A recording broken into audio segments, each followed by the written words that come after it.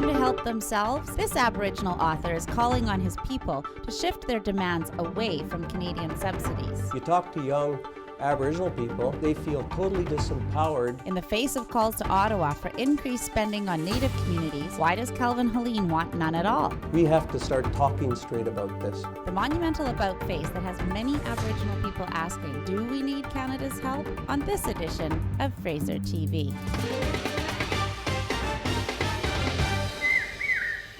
I'm Leah Costello. The cultures are rich among Canadian Aboriginal people.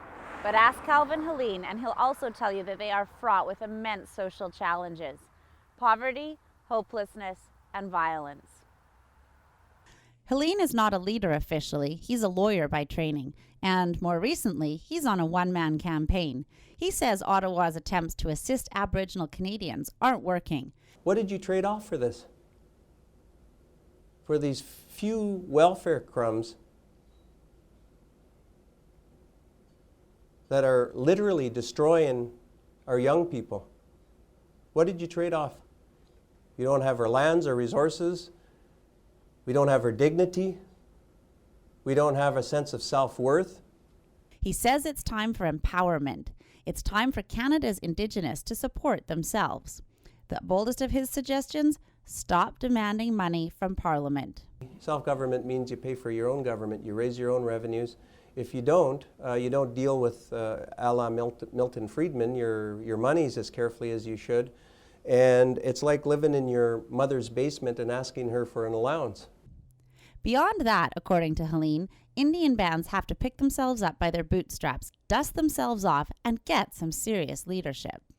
Why not just introduce the kind of legislation that Robert Nault tried to introduce, requiring transparency, accountability, and dealing with all of these election fraud issues that crop up in communities.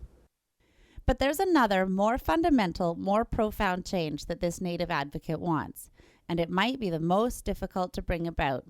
Young Aboriginals can accept a culture of defeat no more, he says. They have to believe in their own potential. And he says it's up to their elders, his own generation, to teach them so. We have to tell them that they can make a difference to their lives. We have to show them how we're changing things. No small task. For more on the problems with Canada's Aboriginal policies, check out the Fraser Institute report, Incomplete, Illiberal, and Expensive, a review of the 15 years of the treaty negotiation process in British Columbia and proposals for reform. It can be found at fraserinstitute.org. Thanks for watching this edition of Fraser TV.